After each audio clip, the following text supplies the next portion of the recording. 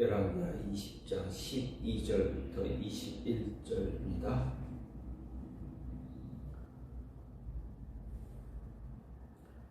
그때 발라단의 아들 바벨론의 왕 브로닥 발라단이 히스기야가 병들었다 함을 듣고 편지와 예물을 그에게 보낸지라.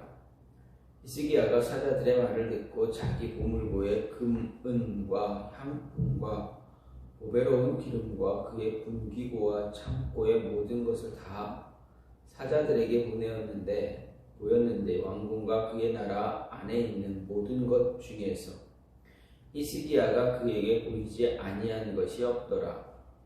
선지자 이사야가 히스기야 왕에게 나와 그에게 이르되 이 사람들이 무슨 말을 하였으며 어디서부터 왕에게 왔나이까? 히스기야가 이르되 먼 지방 바벨론에서 왔나이다 하니 이사야가 이르되 그들이 왕궁에서 무엇을 보았나이까 하니 히스기야가 대답하되 내 궁에 있는 것을 그들이 다 보았나니 나의 창고에서 하나도 보이지 아니한 것이 없나이다 하더라. 이사야가 히스기야에게 이르되 여호와의 말씀을 들으소서. 여호와의 말씀이 날이 이르리니 왕궁의 모든 것과 왕의 조상들이 오늘까지 쌓아두었던 것이 바벨론으로 옮긴 바 되고 하나도 남지 아니할 것이요 또 왕의 몸에서 날 아들 중에서 사로잡혀 바벨론 왕궁의 환관이 되리라 하셨나이다 하니 히스기야가 이사야에게 이르되 당신이 전한 바 여호와의 말씀이 선하니이다 하고 또 이르되 만일 내가 사는 날에 태평과 진실이 있을진데 어찌 선하지 아니하리요 하니라. 히스기야의 남은 사적과 그의 모든 업적과 저수지와 수도를 만들어 물을 성 안으로 끌어들인 일은 유다 왕 역대지략에 기록되지 아니하였느냐? 히스기야가 그의 조상들과 함께 자고 그의 아들 므낫세가 대신하여 왕이 되니라. 아멘. 오늘 말씀 열왕기하 20장 12절에서 20절 말씀입니다. 오늘 말씀 히스기야 왕의 중대한 실수 가운데 하나가 소개되고 있습니다. 바로 히스기야 왕이 브로닥 발라단의 명에 따라 자신의 병문안을 온 바벨론의 사자들에게 유다의 중요한 시설물들을 다 공개한 사실입니다. 이에 대해서 이사야 선지자의 책망이 있었고 하나님의 징계에 대한 예언이 다루어지고 있습니다. 즉 하나님의 심판 예언입니다. 오늘 말씀을 보면 히스기야 왕이 병에 걸렸다라는 소식을 바벨론의 브로닥 발라단 왕이 그런 이야기를 듣고 사자들을 보냅니다. 그래서 히스기야를 위문하려고 보냈습니다. 그러자 히스기야 왕은 그 사자들에게 어떻게 됩니까? 유다의 보물이 있는 곳, 그리고 군기가 있는 곳, 군기고, 그리고 내탕고 등 중요한 시설물들을 다 공개합니다. 여기서 바벨론 왕이 히스기야 왕에게 사자를 보내서 위문하게 된 이유가 무엇인가?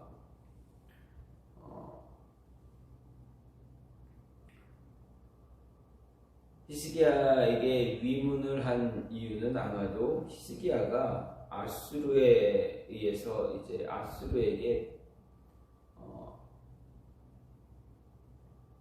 아수르에 대한 정책, 아수르를 배척하는 그러한 정책을 갖고 있었기 때문이다라고 할 수가 있습니다. 왜냐하면 바벨론이 아수르에 의해서 당시에는 크게 위축된 상황이었기 때문입니다. 그리고 남유다는 아수르에 대해서 이제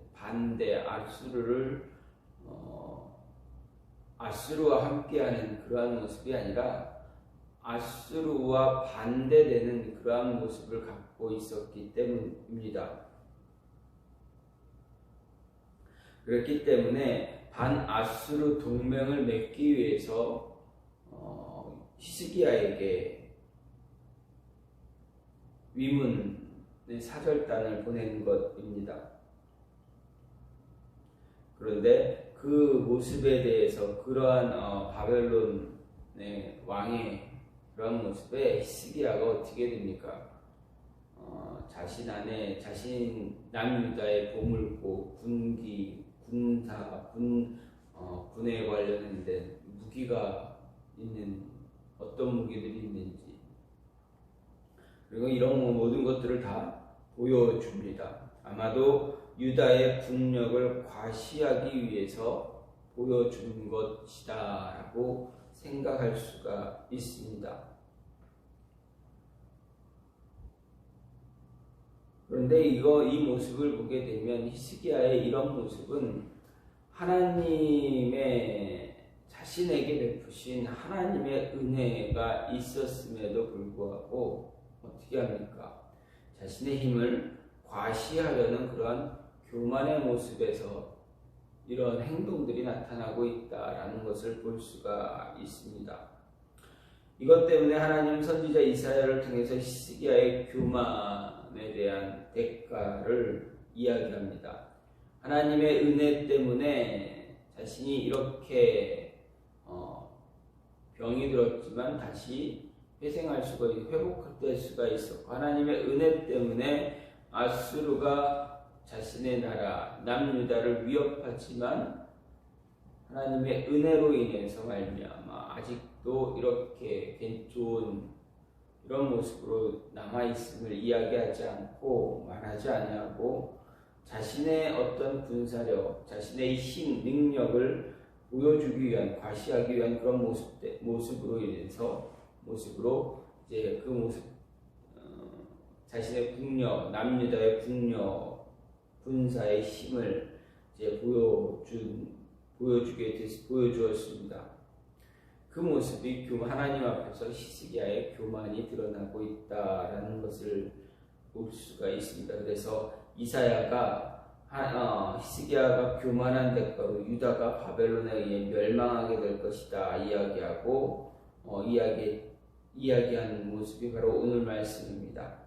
히스기야는 이런 심판 선언에 대해서 하나님의 주권을 인정하고 또 하나님께서 자신의 때에 태평과 진실을 주신다면 그것만으로도 다행이다라는 고백을 하게 됩니다. 20절에 의하면 히스기야는 저수지를 만들고 수로를 놓아 물을 성 안으로 끌어들인 것으로 나타나는데, 이것은 아수르의 침공을 대비해서 지하 수로를 통해 기온샘물을 예루살렘 성 안 실로암 연못으로 끌어들인 그러한 일을 이야기하고, 또 이 수로는 지금도 히스기야의 수로라는 이름으로 남아 있습니다. 그리고 히스기야를 향한 이사야 예언이 나중에 성취가 되는, 시간이 지나서 성취가 되는 그런 모습을 성경을 통해서 볼 수가 있습니다. 이러한 말씀을 보면서, 이러한 배경을 보면서 오늘 말씀을 좀 보게 되면 우리는 하나님의 은혜가 우리에게 있음을 늘 고백할 줄 알아야 됩니다. 모든 게 내 능력이 아니라 하나님의 은혜였음을 알아야 되는데, 그 은혜를 고백하지 못하면 어떻게 됩니까? 내 안에 은혜를 고백하지 못하게 되는 이유는 우리 안에 교만함이 싹트고 있기 때문입니다. 속담에 이런 말이 있습니다. 개구리 옷 유챙이적 생각 못한다라는 그러한 모습이 있습니다. 남유다가 언제부터 이렇게 강한 군사력을 가질 수가 있었습니까? 과거 이전에는 남유다가 아수르에게 조공을 바치는 그런 모습입니다. 물론 과거가 아닌, 어쨌든 시간이 지나서 배경적으로 보게 되면, 역사적인 시간으로 보게 되면 히스기야가 병에 놓였다가 풀림받고 하나님의 은혜로 고침받고 그 뒤에 아수르의 침공이 있었습니다. 그렇기 때문에 그 안에 있던 자랑했던 모든 보물들을 아수르에게 조공으로 바치는 그런 모습이 있었습니다. 그러나 히스기야가 아수르에게 히스기야가 다스리는 이 남유다가 아수르에게 대항할 수 있는 만한 그러한 힘이 있었느냐? 그러지 못했다라는 것입니다. 분명 큰 군사력, 대항할 만한 아수리라는 그런 대국을 대항할 만한 그런 군사력이 없었지만 부족함에도 불구하고 어떻게 됩니까? 과거에 자신의 연약했던 모습 생각하지 못하고 지금 교만한 모습 때문에 자신이 정말 대단한 것 마냥 착각하고 있다라는 것을 생각할 수가 있습니다. 그래서 어떻게 됩니까? 자신을 드러내려고 하는 교만함이 나타나고 있다라는 이야기입니다.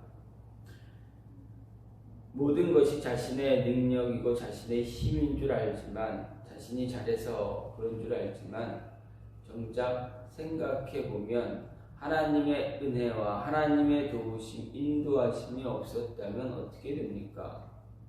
아무것도 할 수가 없었습니다. 남유다를 재정비하고 힘없던 북이스라엘과 다른 이방 민족에 의해서 민족에 견제당했던 그 모습, 과거의 모습을 생각한다면 지금의 모습은 하나님의 은혜가 아니면 있을 수가 없는 그런 모습입니다. 그럼에도 불구하고 히스기야가 어떻게 합니까? 그 모습을 잊어버리고 자신이 어떤 힘이 있어서, 남유다가 힘이 있어서 이런 모습이 있는 줄로 그가 착각을 하고 있다라는 것입니다. 또 한 것은 무엇입니까? 또 생각해 볼 수 있는 것은 우리가 누군가가 우리에게 왔을 때